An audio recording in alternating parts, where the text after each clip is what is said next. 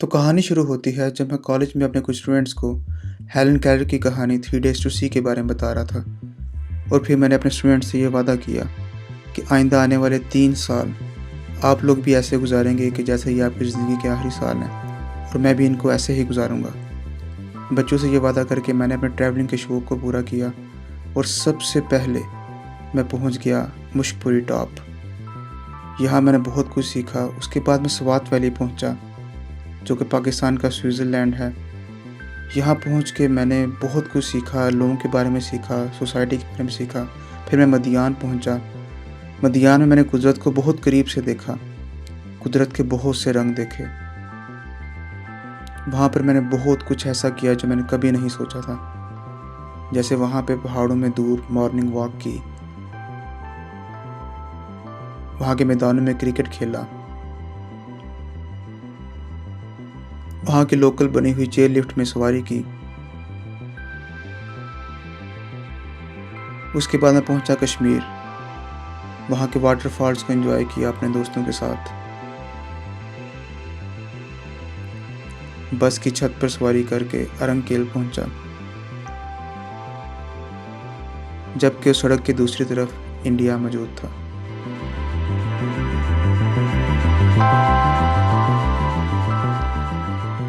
उसके बाद मैं पहुंचा अपनी ज़िंदगी के सबसे खूबसूरत मुकाम अरंकेल की तरफ। ये तो दुनिया में ही जन्नत जैसा मुकाम था। इतनी खूबसूरती मैंने कभी नहीं देखी थी, लेकिन अभी तक मैं अपने कंफर्ट जोन में था। मुझे इससे बाहर निकलना था।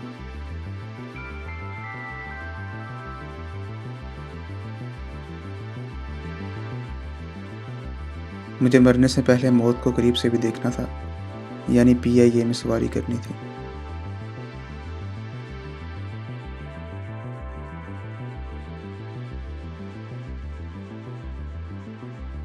तो मैं पहुंच गया कागान वैली। वहां पहुंच के मैंने एक सोशल एक्सपेरिमेंट करने का सोचा। सबसे पहला एक्सपेरिमेंट तो ये कि टूर में मेरे साथ मेरा कोई भी दोस्त मौजूद नहीं होगा। दूसरा रूल ये कि मैं अनजान लोगों से मदद लूँगा। और तीसरा कानून ये कि मैं उनकी मदद करूँगा जितनी हो सके, कि वो लोग आगे से रिएक्शन कैसा देते हैं। फोर्थ कानून ये था कि मैं किसी चीज़ की कोई परवाह नहीं करूँगा, क्योंकि आमतौर पर इंसान अपनी ज़िंदगी कोई एक्टिंग करते हुए गुजार देता है। कोई ना कोई मास्क पहना होता है। कभी हम टीचर होते हैं, कभी हम बेटे होते हैं, कभी हम दोस्त होते हैं। लेकिन यहाँ पर मेरा कोई मास्क नहीं होगा। मैं हर वो काम करूँगा जिससे कि मैं एंजॉयमेंट महसूस करता हूँ। तो पहले दिन मुझे वहाँ पर अपनी तस्वीरें खुद बनाते हुए देखकर वहाँ का एक लोकल आदमी मेरे पास आया और उसने अपनी खिदमत पेश की फ़ोटोग्राफी के लिए। ये वो भाई थे। इन्होंने मेरी बहुत सी तस्वीरें बनाई। मैंने इनका टेम्परामेंट काफ़ी चेक किया, लेकिन बहुत प्यार से इन्होंने मेरे साथ टाइम गुजारा। जब मैंने इनसे कागान की खूबसूरती के बारे में बात की तो इन भाई ने बहुत अच्छा रिस्पांस दिया। इन्होंने कहा कि सर, ये बहुत प्यारी जगह है, लेकिन यहाँ पर आप 1 माह से ज़्यादा गुजार नहीं सकते, क्योंकि ये जितनी खूबसूरत है ये उतनी ही जालिम भी है। यहाँ पर ज़िंदगी गुजारना बहुत मुश्किल है। आप लोग तो बहुत अच्छी जगह पर रहते हैं। उनकी बात बिल्कुल ठीक थी। ये बादलों से ढके हुए पहाड़ उतने ही ज़्यादा खतरनाक भी थे। उससे अगले दिन हम निकल पड़े बाबूसर टॉप के लिए। अभी तक मुझे इन लोगों में से कोई भी नहीं जानता था कि मैं कौन हूँ। ना ही उन्हें मेरी रिस्पेक्ट करनी थी, ना ही इन पे कोई एक्टिंग करने का दबाव था।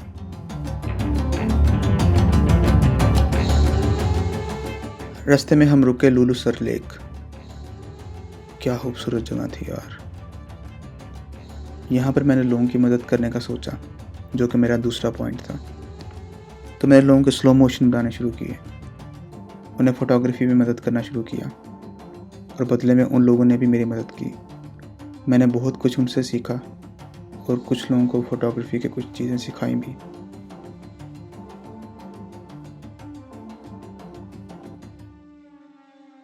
और हाँ, आपको याद है कि मुझे किसी की परवाह नहीं करनी, तो मैंने वहाँ पर हर वो काम किया जो मैं करना चाहता था।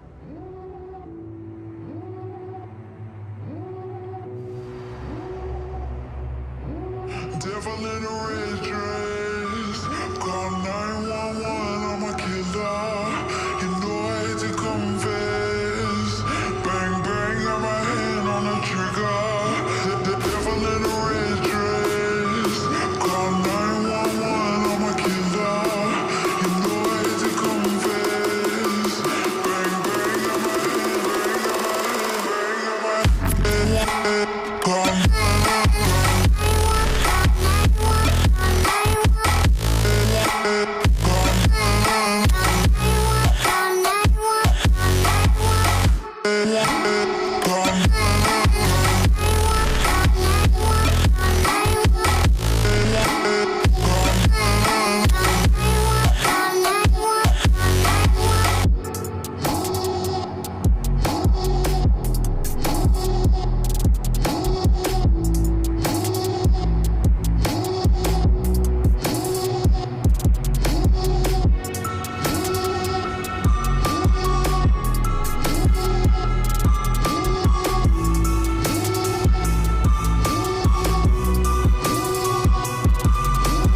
devil in a red dress.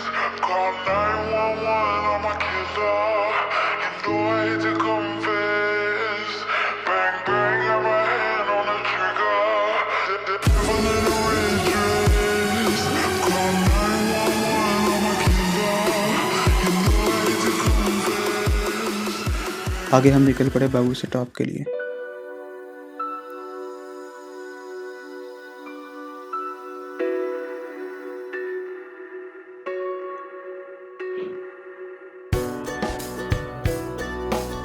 बाबू से टॉप पर अचानक से बादल आ जाते थे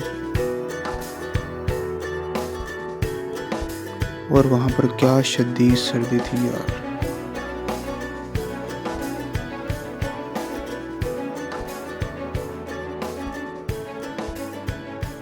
और क्योंकि मैं अकेला था, किसी दोस्त से हेल्प नहीं थे ले सकते,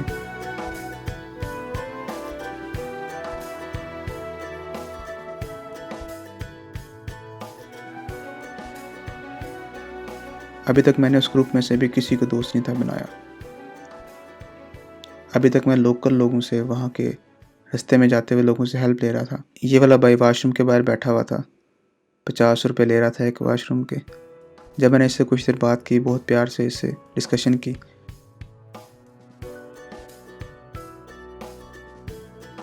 तो पहला काम तो इस भाई ने ये किया कि मुझसे पैसे नहीं लिए। दूसरा काम इसने ये किया कि काफ़ी देर मेरी तस्वीरें बनाता रहा, काफ़ी देर मेरी वीडियोस बनाता रहा, मुझसे पूछता रहा कि आप कैसे रहते हो, क्या करते हो, आपका इलाका कैसा है।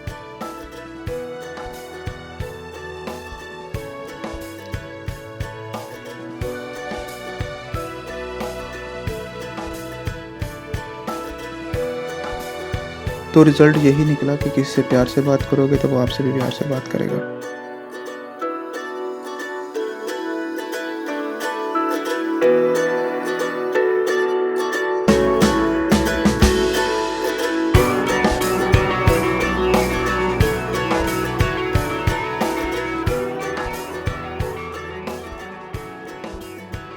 उसके बाद बाहर बहुत तेज़ तूफान आ गया और मैं वहाँ पर एक लोकल शॉप के अंदर घुस गया। उस भाई से भी प्यार से बात की, उसने मुझे पकोड़े खिलाए, चाय पिलाई, 2-3 दफ़ा अंडे खिलाए वहाँ पर। हालांकि उसकी दुकान थी, तो उसने मुझसे पैसे लेने से इनकार कर दिया, सिर्फ इसलिए क्योंकि मैं उससे प्यार से बात कर रहा था। लेकिन क्योंकि मेरे पास टाइम बहुत कम था, इसलिए मैं पहाड़ी के ऊपर वाले हिस्से में पहुँच गया।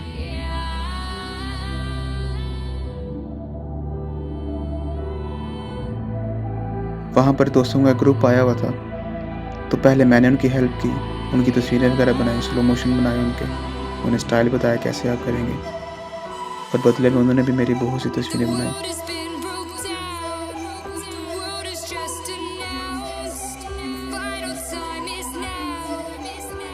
इनमें से ये सबसे शानदार तस्वीर बनाई उसने मेरी, ये मुझे कभी भी नहीं भूलेगी।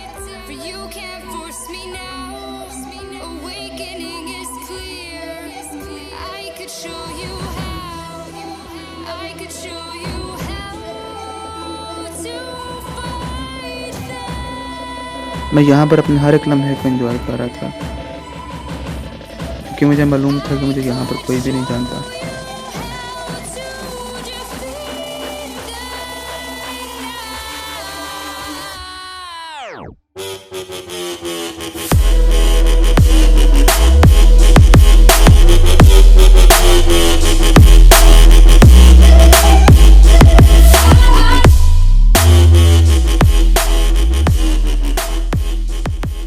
मैं अपने सोशल एक्सपेरिमेंट में अभी तक कामयाब रहा था।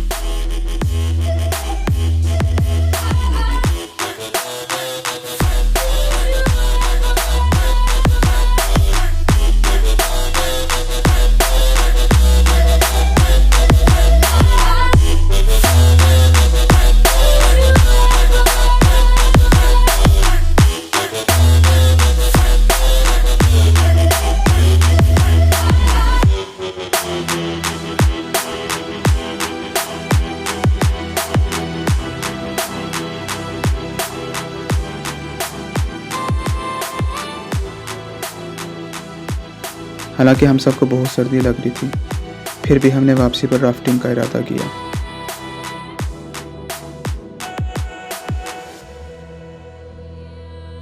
और यहाँ पर राफ्टिंग के दौरान मेरे कुछ यंगस्टर्स दोस्त बने। और पार्ट 2 में मैं आपको बताऊंगा कि नेक्स्ट डे हमने कैसे गुजारा।